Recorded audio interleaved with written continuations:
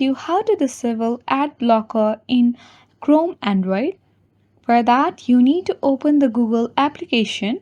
Here, you need to locate the profile icon, which is at the top right of the screen, and tap on it. Here, you need to select the settings option. Once you open the settings, tap on Google Assistant option. Scroll down until and unless you don't find the General section. Once you find the General, you need to tap on General option. And when you scroll down, here you can see the option of Use Screen Context. You need to simply toggle on this option and enable Use Screen Context. So once you have done that, you can easily disable the ad blocker in Chrome Android.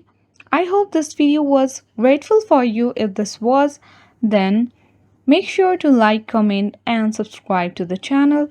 Thank you so much for watching our videos. See you in the next video.